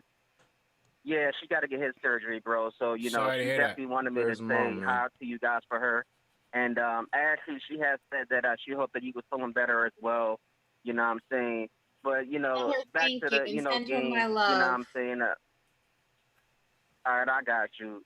Yeah, but, you know, back to the game, man. You know, at the end of the day, like, you can't have these rotations and expect to make the playoffs, bro. Like, the rotations is the reason why we lost this game and why we lost the Minnesota Timberwolves game. I mean, the last game, we were up 7-8 points, and you want to put it's hard to put in. that. It's hard to say that, I mean, bro. Like, appreciate the call, Angel. It's hard to say that, man. When you look at 4 for 41 between your top three dogs, the rotation was part of it. I can't put it all on that. Julius has to play better, man. RJ has to play better. They can play better. Which game are you talking about? Tonight. Oh, okay. I was about to say, I'm like, I don't know. That Timberwolves game, I feel like it was a big rotational issue. But yeah, I got you. It was, but they also had a chance to close it, and they didn't. Truth. Very true. But again, like I said, we can't be staring at the team, staring at the other team, letting them again back in the game. Yeah. You know what I mean? And I feel like, yes, maybe they should be able to fight through it and get through it and blah, blah, blah, blah, blah. But at the same time, if you're seeing that what you got on the floor is not getting it done and our 10-point lead turns it to 2, timeout at the very least. Yeah. Put the guy that was scoring the points at the very least. I'm not saying it's all on the rotation. Of course not. Because you're right. The guys on the court got to get the job done. I'm just saying, like, it was a big part for me for that game, this game as well. I don't think Burks got back in the game till like 4 minutes left in the third, right? Yeah. It was a bit of a minute before Burks got in. I don't know why they keep doing that, man. That was a little iffy for sure. CP, don't forget you have that thing you have to do. No, that's for the 5th. The thing I emailed you about? Yeah, that's for the 5th. They're on the 5th and the 20th, yeah. But you like how I remember that. See Yeah, that? 100%. CK didn't tell you anything. That's why I didn't know. I'd email you and Dave. Just to make sure that to remind me, just to make sure you to remind me. But it's all good. I rebuke that then. Yeah, it's all good. Yeah. So salute Look, to man, CK. I'm just Frank Ntilikina over here. Just I'm ready to play. I'm just ready to be put in, man. Look. Salute Angel. He wanted Frank. I wasn't even looking for Frank on the offense for sure. I was just looking to see defense. There was if he could he give me a little disruption. There was like that 8-minute mark or so in the fourth where we just had the second unit out, and you had Luka Doncic out there. And I'm like, damn. I'm like, Bullock got to come back in this game. Like, if Bullock's not in, because IQ was struggling at that point, I would have taken him out, left Rose, Burks. I think Randall was in at that time. You had Taj. I would have put either Frank in there or put Bullock back in there. You know. I think you had OB in that stretch as well. You had the whole second unit, but I didn't think that was a good stretch, especially with Luka Doncic. You definitely needed some solid on-ball defense at that point. I thought that was a little window that was missed. 24 and 25. The rest of the pack is catching up. Missed the gimme on Wednesday. It's tough, man. Let's go to Jay. That's saying you got me on a 10-day contract, CP. Yeah. Like Norvell Pell. Welcome to New York. Maybe Norvell Pell is the answer. Man. I don't Jay. Huh? What you say? No, I'm saying maybe. At this point, why not? Jay, what's good, Jay? How you feeling, bro? Running up for your boys, man. Hit that like button. Hit that thumbs up button. Watching the show, hit that like button. Hit that subscribe button every time. Mm-hmm. I mean, I don't know what y'all expect out of my man, old man Tibbs. Tibbs born in 1958. My mom was born in Kingston, Jamaica in 1958. Big up all of y'all. You done know. He's an old man. Yeah. He's an old man, bro. You can't. This is a trend for all Tibbs teams. Tibbs teams do well in the first half of the season. All these old Bulls teams used to false in the playoffs to LeBron, right? They'd be finished. Noah would be finished. Their knees be done. Their feet. Everything's done by the time the playoffs come around. This is what he does. His thinking is backwards because he likes the vets' mind, but he don't play the youth that got the ability to play 82 games and play the kind of minutes that he expects. You know what I'm saying? You got to make sure that you're doing both. You're playing the youth and the vets so you don't run out of gas when it comes to the end of the season. Ash, I don't know how you're comparing my man Tibbs to Spo and Pop. Pop had Hall of Fame talent for 20 years. It's different. I wasn't comparing them. I was just simply saying that two of those coaches. No, I think she's talking about how they make their adjustments. I just say they make better adjustments. I didn't say that they are. I didn't. Right. I'm not comparing the talent they've coached, but they make better adjustments when need be. It's only so much that a coach can do. The players play the game, right? Tibbs is not really working with a lot on the court right now. The team is cool, but it's not a lot that he's working with. If we don't want to be mediocre, you say you don't want to be mediocre. He's about to lay in his plan now. What's mediocre is making the playoffs, right? If making the playoffs is going to make us mediocre. We got 2 picks. The Mavs keep going up and up, so that pick is going to be in the 20s somewhere. Yeah. We need to get in the top 10 so we get some talent, so we can compete with Luka and with Boston. We won't get washed this whole week. Boston ain't playing. Boston want to make the playoffs. Yeah. Brooklyn ain't playing. Harden want to win MVP, so that's 2 games. 90% sure we're going to lose. We might even lose to Detroit tomorrow. Then we go on the West Coast trip in a couple weeks. Like, it's going to get rough. Like, it's a reality check for this team. We got to come back. Shout out to my man Brock Aller. My man Brock Aller is not making any harsh moves. He's being smart. He's ignoring Tibbs. He's not trading picks. He's not taking on bad contracts. They loading up for something special. Yeah. As long as they don't get that's what they need to do. Soft players, I'm cool. Yeah, they need to load up and do something special in the summer because this team don't got. We're not a talented team. If Alec Burks is your main one of your main offensive weapons, you don't have it. This is not something that we need to be moving forward with. Anyway, hit that like button for my boy. Ash, respect. I'm gone. Jay from Florida, keeping it real. Hey, put a little bit of respect on my man Scott Perry. That's all I'm gonna say. Yeah. Put some respect on Ninja P. And CP the artist wanted us to make moves. I didn't mind it. I did not mind it. I'm okay with winning or losing with what we have, because I just didn't feel like there was a game-changing move out there to be made. And like I said, I heard they wanted 2 first-round picks for Lonzo. We know the Bulls were after him as well. He didn't even go there. So I don't know. I think teams didn't want to pay. I think the Pelicans held him out there for ransom. Yep. They want too much. Now they're going to lose him for nothing. Yeah. In case anybody's wondering, in the women's tournament, Arizona just upset UConn and sent them home. Ooh, UConn. Whoa, word? It's going to be Arizona and Stanford in the championship. Arizona beats them 69-59. Damn. Whoa, 10 points? What happened to the Arizona Wildcats? What happened to the prodigy point guard? How did she do? I don't know her name. Who's a prodigy they keep talking about? I think she's a freshman for UConn. Ari McDonald? I guess. I don't know. I'm not sure her name. She had 15 points and led the Wildcat. Well, she had 15 in the first half. I don't know what her final numbers were. But yeah, Arizona took down the favorites, UConn. Arizona. That's a name you don't really hear in women's college. One time for the Wildcats. Yeah. And also shout out to Sutritha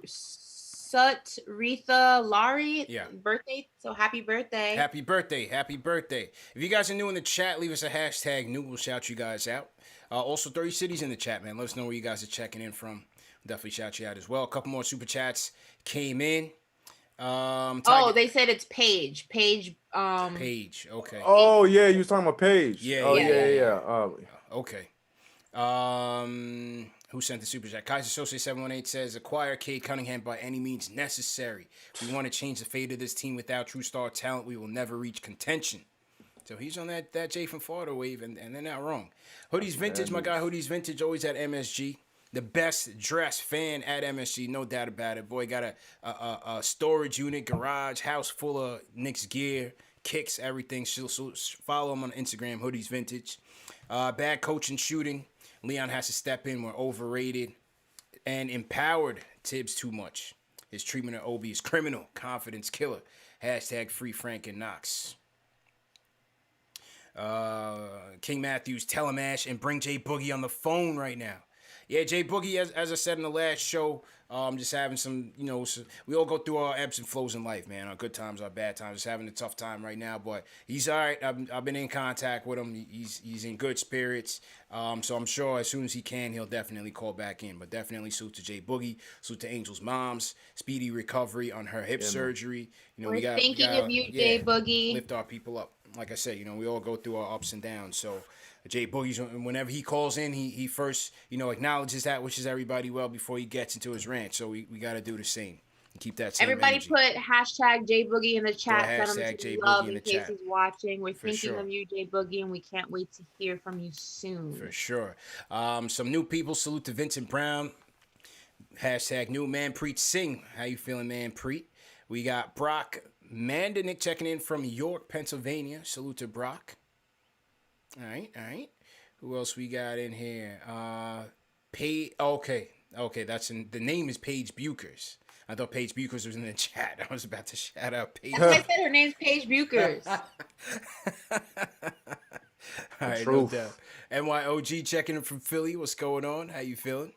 We got Sayami checking in from Malaysia. Sayami's always in here. Frustrating night for sure. Yeah, definitely.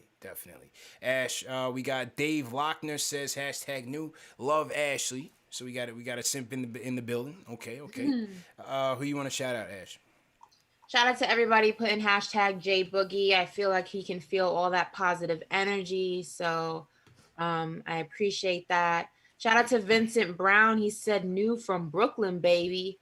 Shout out to Eric DeGricci, New Yorker in Chi-Town. Nice. Shout out to all of my KnicksFanTV members. I love you guys. You guys make my day. And shout out to everyone in the chat. All 900 of you. Shout out to all the Lady Knicks fans in the building. Sure. I appreciate every single one of you. Of course, shout out to Chuck D as usual. All right, man. I'm always in here. Yeah. Never misses a show. CK, who you want to shout out, bro? Shout out to CK Crew. I see Kareem in the chat there, Junior, Jalen Julius. Also shout out to everyone saying that she moved up from a 10-day to a 2-way. So shout out to the chat. so yeah, appreciate that. But yeah, man, same sentiments, man. Prayers up for Jay Boog as well as Angel's moms. Hope everything is successful. Nice recovery. and all of that. But yeah, you know what it is. Stay safe, everybody, and all the love in the chat after a loss that got everybody uptight. You know what I'm talking about? Love to see that. Love to see that. Couple more before we wrap. Let's go to Val from Jersey. Val, how you doing? Hi, man. How are you? Good. How you doing, Val? Long time. Good, man. I just had a quick thing. Just 2 quick points. One, obviously Frank Ntilikina is the best person to guard Luka Doncic. He held him to 3 points in the fourth quarter last year when we beat him twice. And Fizdale was our coach, so can't nobody say it's team strategy. And the second reason, I think Tibbs has to open up this lineup because I heard somebody say this earlier. This is the time of the year where his Bulls teams used to get injured and ankle injuries. I think RJ got a bad ankle. Somebody got like a bad neck or something. I think we got to open up this lineup because if something bad is going to happen, knock on wood. But thank you for taking my call, and everybody hit the like button. Salute, Val. Definitely salute. Way to put that out in the universe. They're all going to get hurt. They're all going to get hurt. Val sounded like he was on the run, bro. Like, who's he running from? It sounded like he was in a hurry. Yeah. Salute to Val. Yeah, I was wondering if Frank was going to get his minutes in there, but they had Bullock on Luka to start the game. I thought he did fairly well. I didn't think he was, he wasn't getting torched or anything. Like I said, Bullock is the guy that you put on the best player, for better or for worse. Like I said, there was that one period in that fourth quarter. I was hoping one of those two guys were in there to guard him, but Tibbs didn't go that route. He went elsewhere. So Knicks lose 99-86. Ron from Delaware, what's going on? Not much, guys. How y'all doing? Say hello to everybody in the Knicks Fan TV fam. Yep. Real quick, just kind of echoing the sentiment. The thing is, the Knicks lost tonight because RJ didn't look like didn't want any parts of the game. Yeah. Nor did Randall look like he wanted any parts of the game. And it's just simple. Like, if you see these guys this is the worst shooting I've ever seen by Randall ever. Like, he was hitting bricks and air balls, and I've never seen him shoot like that. And so it's like, why can't Tibbs just see that? And it's probably because the injuries. It probably hurt, He probably still got a hurt thigh. RJ probably his ankle, but they wanted to tough it out for the team, but they didn't have it. So it's like, if you see these guys don't have it, like, just sit them down for a little bit more than the norm. I mean, they're scoring. Them not scoring, I should say, is pretty much the reason we lost, because we rely on them every single night. Yeah. It's a true story, man. Appreciate the call. Good points. Let's go another round. Ron from Jersey. How you feeling, bro? Ron from Jersey going once? I want to, yeah. I'm here. Hey. First, I want to shout out to everybody. Hit that like button. No doubt. Give one up for the boys. I think honestly that he stole my thunder a little bit. I think that there's a lot of injuries with the players, and Tibbs are really, really hustling these guys. You know what I mean? He's really like, after the game is over, he got him in the gym working out, doing that. Then they got to play a game that night. I think it's just a lot of pressure, and it looks like everybody's walking on eggshells. They hate to make a mistake because he'll yank them out. And if we're going to do anything to move on, Tibbs has to change some of his old way. He has to adjust and play some of these young guys. You don't know what you have, and they can't develop on the bench. And we know that. I mean, what's the big thing? To make it to the playoffs. I'm not wishing bad, but we're not looking to make a big splash in the playoffs. But if we make the playoffs, we don't get a good pick in the draft. Yeah. We got draft picks, but we're not going to be able to use them because we're too up in the draft to get a good player. So I want to know what's their game plan. What is their real game plan? Because right now I really don't see what's the game plan. I appreciate the call, Ron. Appreciate it. Listen, Tibbs wants to win. He wants to win games. The team still wants to build for the future, and they're trying to win with what they have. Trying to get a lot out of a little right now, and they have been. Yeah. So, as I said, you are what your record says you are, and I think they're right about it. It's accurate. They're 24-25. They need more talent. Defense has been carrying them. They've gotten outstanding play from Julius thus far. Good play from RJ for the most part. You've gotten up and down from Burks. You've gotten contributions from Quickly at some points. You gotten Rose at some, in his little time when he first came. So you're getting some contributions off the bench. And this is where you are, 24 and 25.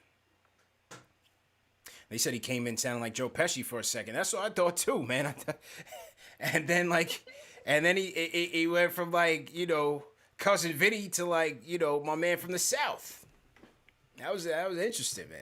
Jersey. Yeah. He sounded like a real Jersey guy. You know what I'm saying? Jersey. Yeah, that was an interesting call. Salute to Ron.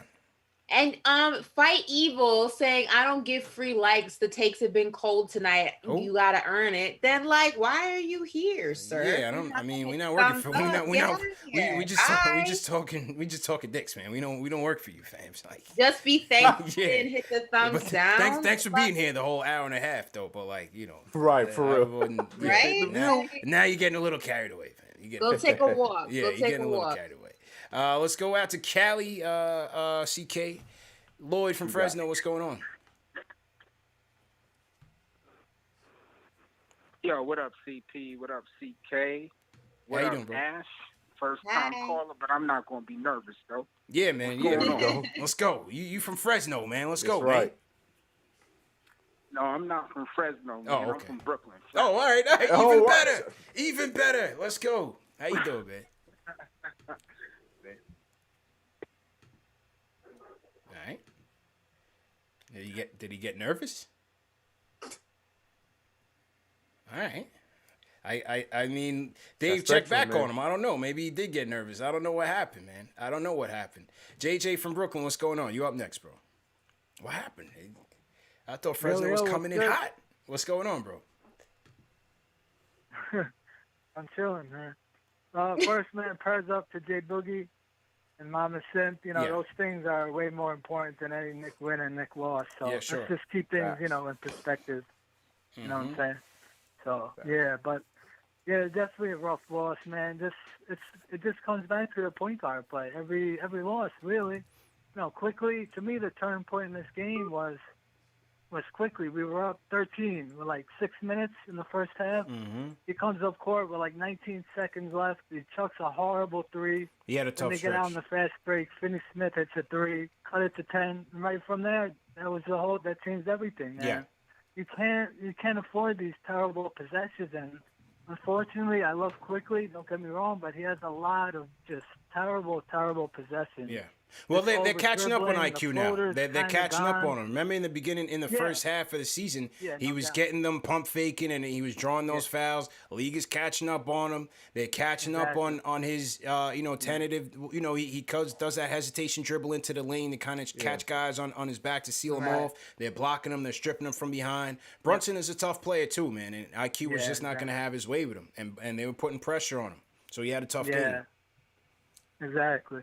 Yeah, and the floater game's kind of gone. Teams, they went to school on that as well. Those 15-foot floaters, I knew those were going to eventually start to, I knew he would start to struggle with those. You can't be taking floaters from the free throw line. I knew eventually those were going to start to miss, and he doesn't affect the game other ways. Obviously, he's not a passer.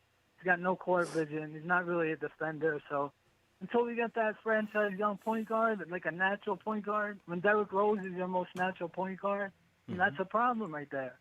Everything's a struggle in the half court. Everything's a struggle. Nothing's easy. There's no ball movement. When you watch Dallas, they have so much. Their ball movement is really good.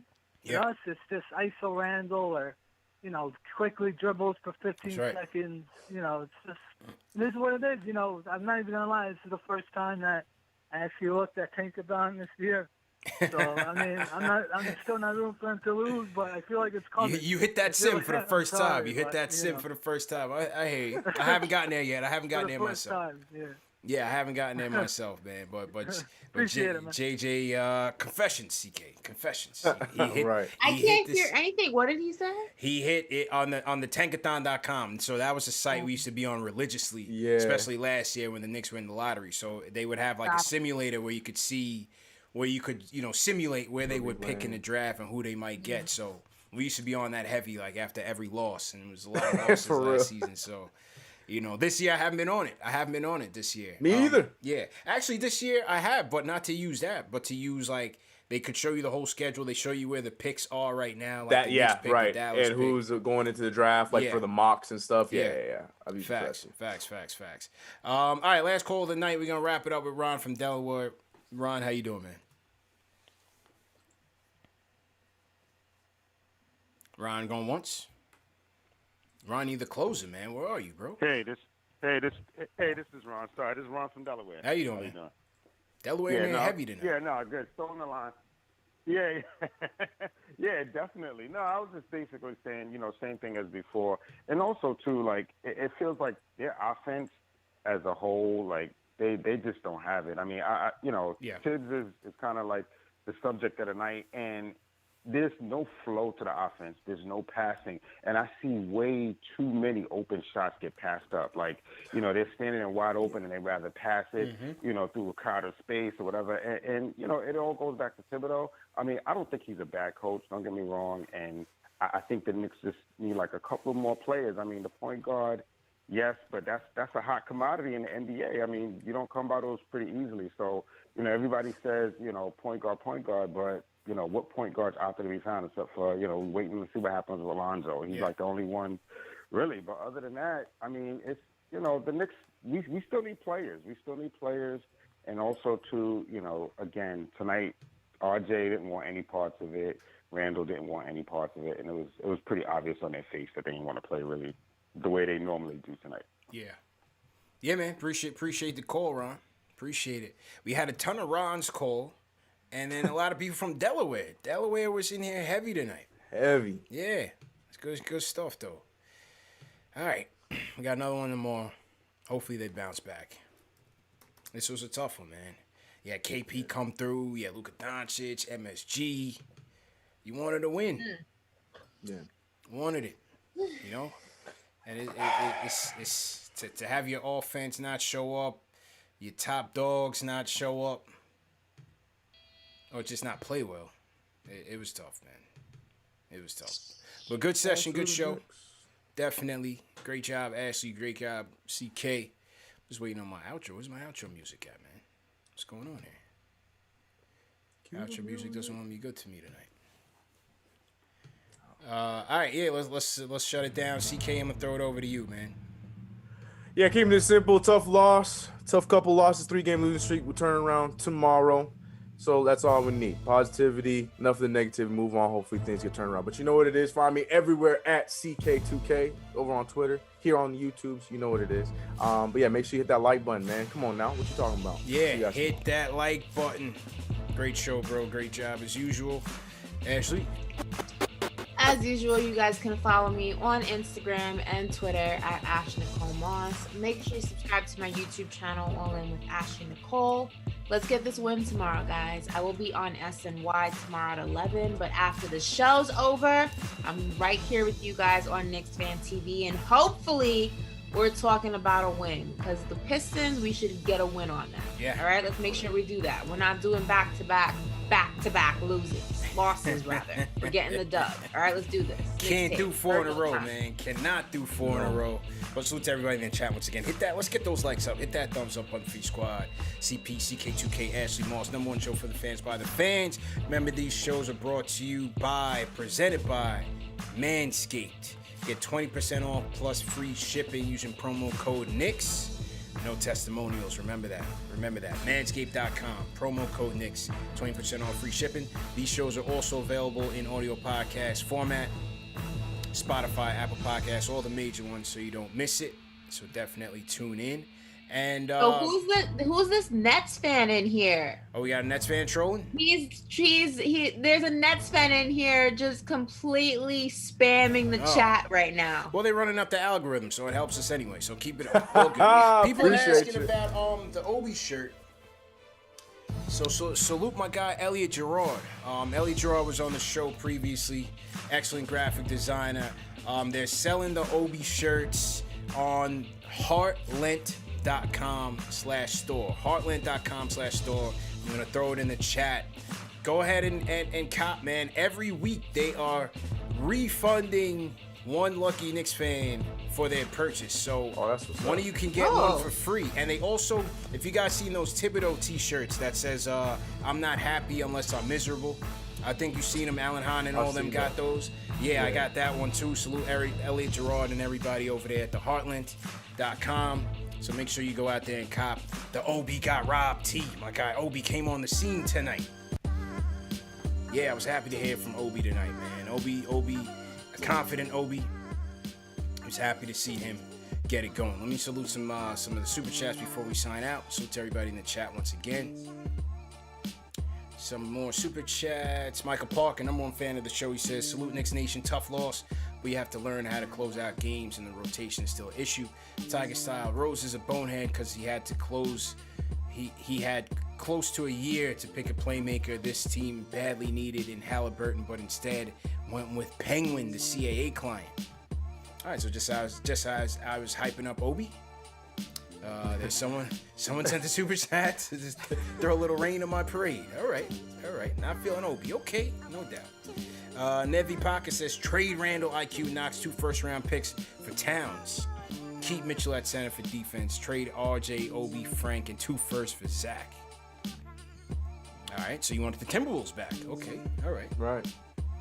King Matthews, Angel is back at it once again. Steve Verner says that caller is Shaky Simpson because he's nervous and Euro stepping. And Angel is Dr. Simp because he's always checking in on Ash health. Salute Steve Verner, bro. Euro De Niro says, yo, people, hit that thumbs up. Howie over 1,000 in chat and don't match the thumbs. Run it up. Hit that thumbs up button for your squad. Paul Robinson, this is the same man that benched the man after scoring 25 and a half with no missed shots. King Matthews, quit bringing up this Cajun Suggs bullcrap. Talk doesn't do anything. Like I said, Leon Rose better say something to Tibbs this instant.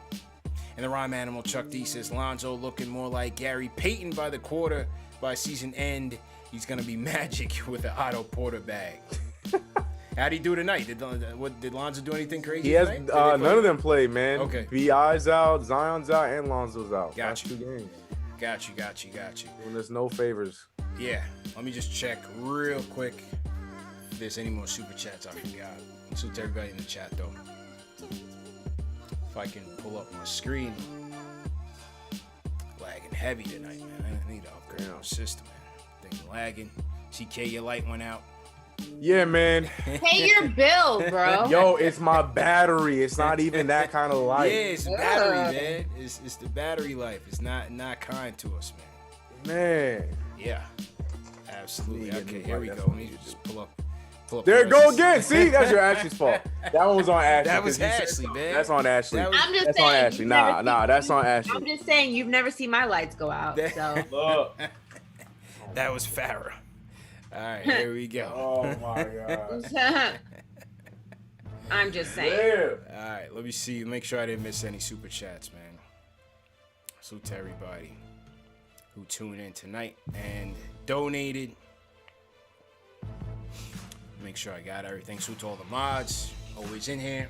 TM, appreciate it. Dave, appreciate it. Above the rim. John Talento, appreciate it. Okay, we got all that. Okay, looks like Blood of the Panda says not everybody did bad. Give Obi his flowers despite Tibbs taking him out. Bad loss because bad coaching and no energy. Hashtag free Obi. Hashtag Obi Avengers. Hashtag light skin legend. Eric L. Booker says the Knicks are starting to run out of gas right now. They need to get it together, especially Tibbs. Cut it out with your planned rotations. Paul Robinson, starters had no chemistry on offense all year. Tibbs better respect offense or he will see his beloved defense suffer, and that's a promise. Chuck D. the Rhyme Animal says Taj looking the most energetic by far. Our runs have him in the middle of it or past pack of games Brunson showed that we don't have. Stephen Guillaume says this loss sucks. What you drinking tonight? Whiskey, man. Whiskey. Still haven't found our drink sponsor yet, so I can't say the name, but it is delicious, and I'm going to have some more after this. Paul Robinson says, CP, we don't have to be this bad. Just bench Peyton. Chris Hammers, appreciate it. Vincent V. Brown, do they not read Super Chats at all? Yes, we do, Vincent. Vincent also says, what's up? Tough loss. Would you take what? Yeah, I got it. Okay, so appreciate everybody for the super chats. I hope I didn't miss it. If I did, just shoot me an email or something. But definitely appreciate everybody for donating. See y'all tomorrow, man.